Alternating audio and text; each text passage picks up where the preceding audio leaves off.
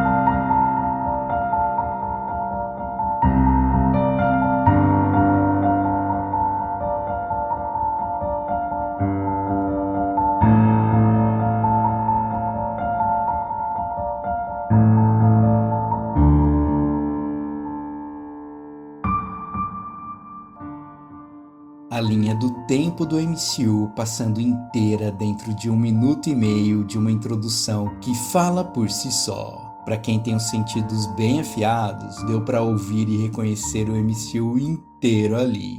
E então, chegamos nela, a cidadela do fim dos tempos. E nele, aquele que permanece. E adivinha como eu tinha ficado nesse momento? Eu literalmente surtei. Quando a senhorita Minutos fez essas duas revelações, eu realmente não estava acreditando. A teoria base do Tecnorama foi publicada no dia 1 de janeiro de 2021, levando em consideração a cidadela do fim dos tempos, o lugar de refúgio de aquele que permanece. Tudo com base em Thor a partir do número 243 e na esperança do excelente Richard Grant ser ele. Bom, grata surpresa ele se tornar o Loki clássico, porque ele é um excelente ator. Mas se você se perguntar se eu sempre acreditei nessa teoria, bem, é só você ver nos outros vídeos sobre Loki e principalmente o review do episódio 5. Episódio este que já tinha deixado tudo muito claro pra mim. Eu reconheci ali a cidadela do fim dos tempos e se era pra ter alguém ali dentro, só poderia ser ele. Mas tudo isso baseado numa HQ que, pasmem, tem Zarco, o Homem do Amanhã, um personagem de classe F da Marvel. Quer dizer, nem chega a isso, talvez classe G, H, não sei. Mas você percebe a loucura que é tudo isso? Pensa. Notar que os roteiristas foram lá atrás em janeiro de 1976, é muito bizarro. Eles trouxeram elementos de uma HQ praticamente perdida, e é isso que é sensacional pra mim. Justamente porque eu, assim como eles, li toda a história e achei que ela se encaixaria muito bem em Loki, mesmo com detalhe super importante e que se tornou um diferencial para o Tecnorama. O personagem Loki passa longe dessa HQ. Claro, não ficou 100% como eu teorizei, mas só de saber que os caras percorreram o mesmo caminho que eu percorri, na boa, é muito insano. E eu sei que você, que tá aí do outro lado, muitas vezes não tem acesso a essas HQs, principalmente em relação a números que ficaram literalmente perdidos no passado. E este é o papel que eu tento desempenhar aqui, porque em tese é o mesmo papel que os roteiristas fazem nos filmes e nas séries. E a Marvel neste último episódio fez o seguinte pra gente. Vocês não querem quadrinhos? Então toma, quadrinhos. O excelente Jonathan Majors não é Kang aqui. Ele é Nathaniel Richards, renomeado pela Senhorita Minutos como aquele que permanece. E isso é importante. Immortus, Kang, Faraó Ramatut, o Senhor dos Sete Sóis, Centurião Escarlate, Mestre dos Homens, não. Quer dizer, ainda não. A Marvel aqui simplificou como aquele que permanece, sendo mais uma variante de Nathaniel Richards. A gente ainda não viu a Marvel falar sobre isso, mas parece que tá meio na cara. Uma sacada que seria bem difícil da gente prever, mas mesmo assim, sua função permanece intacta aqui. Ele é a última instância da TVA que sim, protegia de verdade a linha do tempo sagrado. Ele sabia absolutamente tudo, mesmo nas palavras dele, não usando os métodos mais corretos. Mas mesmo assim, sem ele e a TVA, tudo seria destruído. E aqui ele está falando da guerra multiversal. E claro, do seu maior medo também, ele mesmo. As variações dele mesmo que foram muito bem explicadas nesta cena aqui. Seu Tempipad é completamente diferente e dele sai um metal líquido que dá forma a essa explicação. E ele foi tão didático que repeti-lo aqui não tem sentido algum.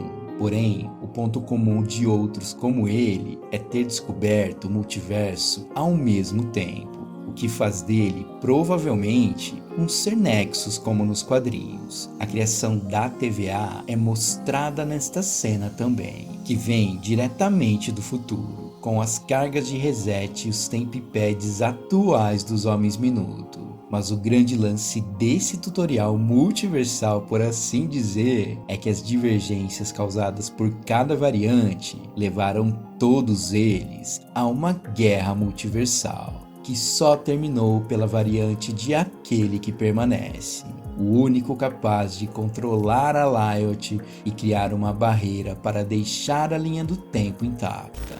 Então agora, tudo faz sentido. Realmente, genial tudo isso. Só que era tarde demais. Guerra multiversal eminente, linhas do tempo se ramificando como nunca na história e talvez até bem maiores que a guerra que aquele que permanece contou pra gente. É por isso que a pergunta de Loki não tem importância nenhuma pra ele. Deixar Loki e Sylvie decidir os seus destinos, que importância isso teria agora? Ele sabe que não teria importância. A saída para Loki e Sylvie era assumir o controle da TVA ou simplesmente matá-lo. Mas mesmo assim, havia outro problema. Outro Nathaniel Richards iria iniciar uma guerra multiversal, e ele chegaria naquele exato momento. E aí, a confusão tomou conta dos dois. Loki queria o controle da TVA para deixar tudo intacto, e Sylvie queria matá-lo devido ao seu passado de sofrimento. Ela queria vingança, e aqui, nosso Loki nunca esteve tão certo. E após a morte de aquele que permanece, ele aparece. Kang, o Conquistador.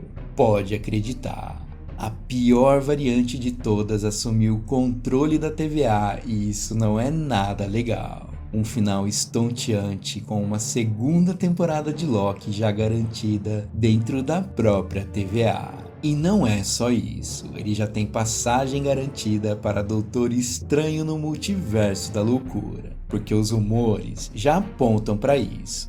Se a segunda temporada será antes ou depois do filme, a gente ainda não sabe, mas o que a gente sabe é que a Marvel conecta em tão pouco tempo absolutamente tudo que a gente viu sobre a própria Marvel nos filmes e nas séries. Para quem tinha um certo receio de como isso ia acontecer, a solução é incrível.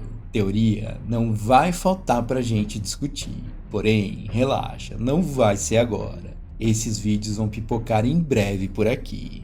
Porque agora a gente tem que falar de pontos importantes que devemos destacar e que deixam Loki, Sylvie e o futuro da TVA completamente incertos.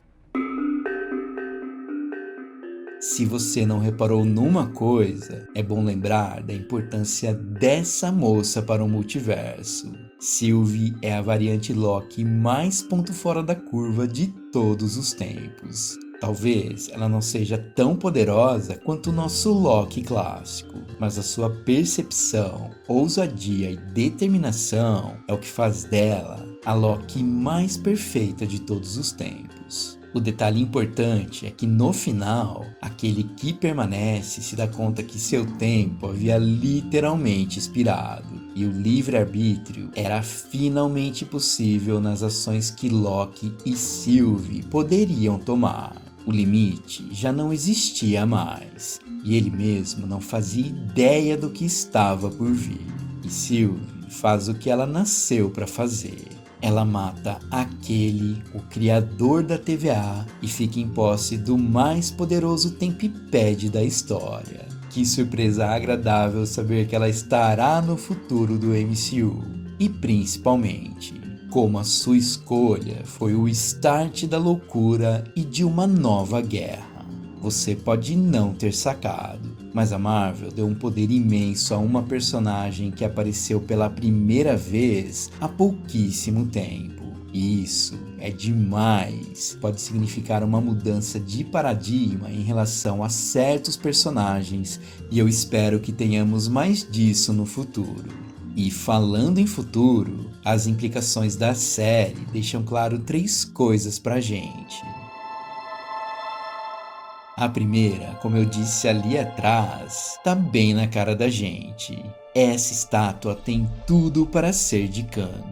Uniforme idêntico ao das HQs, semblante bem sério e enfim, a oportunidade perfeita que ele viu para tomar o lugar daquele que permanece.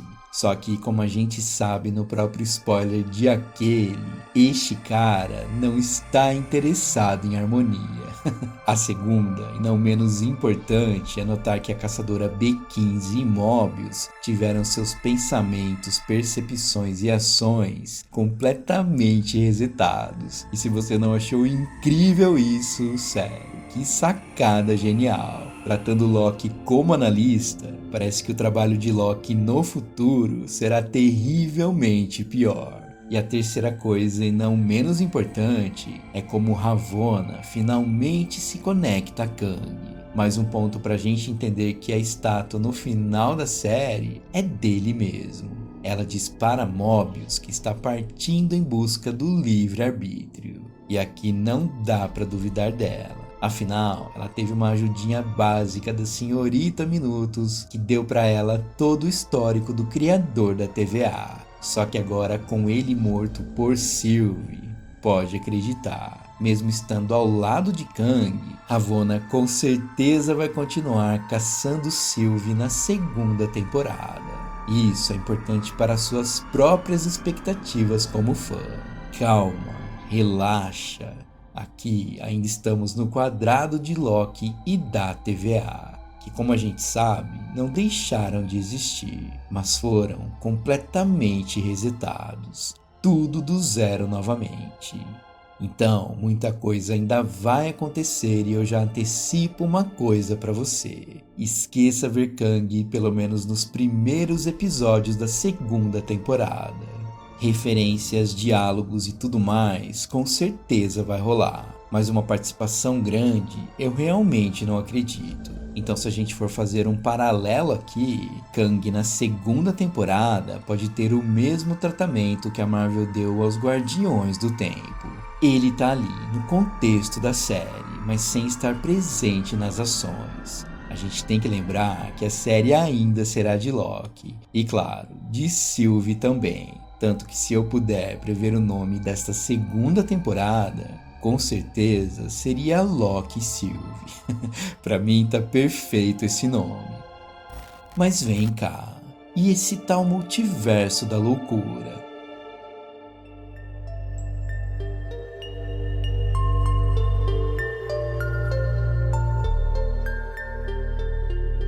Se você não se arrepiou nesta cena, meu, que coisa linda! Para o fã da Marvel, ver essas construções se ramificarem é algo incrivelmente insano. Tudo é cânone no MCU a partir dessa cena. E com isso, a Marvel Studios dá um passo gigantesco em todas as direções possíveis e talvez faz o plano mais ambicioso de sua existência como empresa. Ela vai poder fazer o que quiser a partir daqui com direitos que ela já detém e principalmente com direitos que ela ainda não detém. Entenda isso por Sony Pictures Entertainment. Vai por mim. Aqui não estamos falando somente de um roteiro bem elaborado, e sim de um plano de mídia que torna todo o resto refém de uma ideia. Talvez essa percepção não atinja você, mas vai por mim. A mente por trás da Marvel fez justamente isso. E você sabe quem é esse cara. Kevin Feige, o produtor e agora presidente da Marvel Studios, já está no hall das mentes mais brilhantes do mundo do entretenimento. Aqui vale a pena demais ser piegas e eu não tenho vergonha nenhuma disso. Obrigado, Marvel. Obrigado, Kevin Feige. E também, claro, obrigado a você, fã do Tecnorama, que estava naquela live de 1 de janeiro de 2021. E lá você deve ter pensado o seguinte: aquele que permanece vilão de Loki, esse cara tá viajando. Thor 245? Quem é esse cara? Como assim?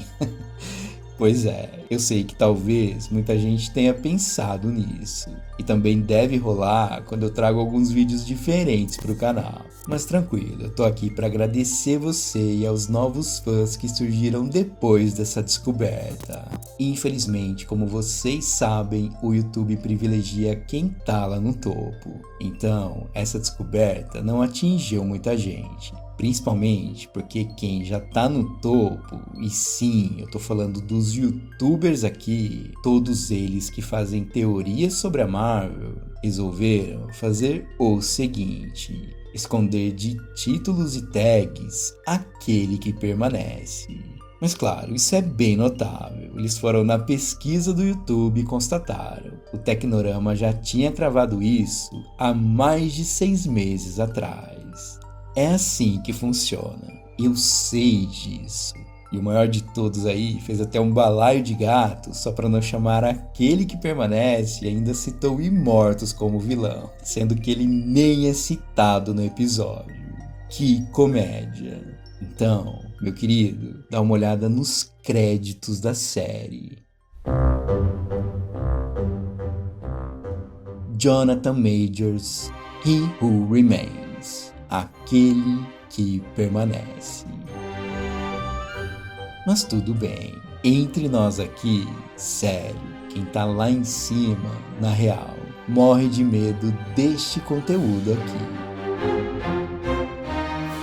Não tem importância.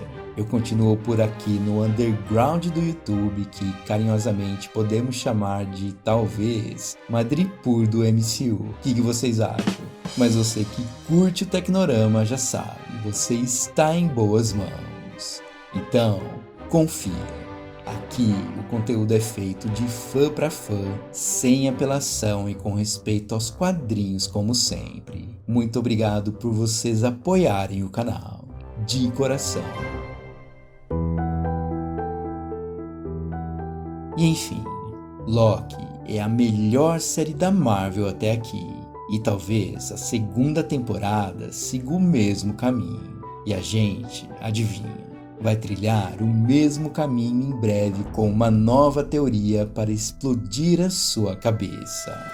Porém, antes de partir, eu não posso deixar de lado este cara aqui. Jonathan Majors deu pra gente um presente neste episódio.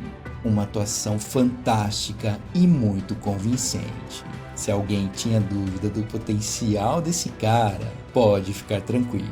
pensa em suas variantes e como elas vão ecoar de vez nas próximas séries e filmes da Marvel. Aranha 3 chega no final do ano, seguido por Doutor Estranho no Multiverso da Loucura e depois Quantumania.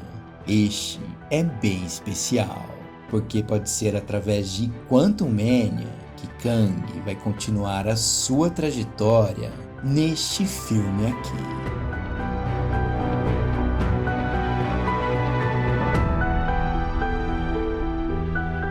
Pois é, talvez seja muito cedo pra gente falar sobre Doutor Destino. Pra mim, Quarteto Fantástico segue os eventos de Quantumania e eu torço muito pra que isso aconteça.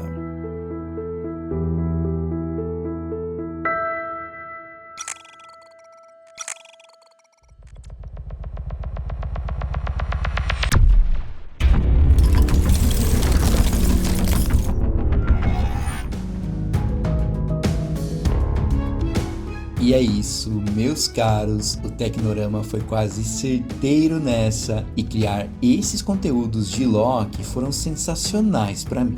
O que importa pra mim é uma coisa só, levar pra você um novo caminho, mesmo que a gente erre inúmeras vezes. Errar é sempre a intenção, porque o importante é fazer você viajar. Se é novo por aqui, seja muito bem-vindo. Se você já está aqui há anos, você já sabe o que fazer. Deixa seu like, o seu comentário, espalhe a palavra, porque este é o Tecnorama, a teoria dos heróis. Eu fico por aqui, um abraço, até mais.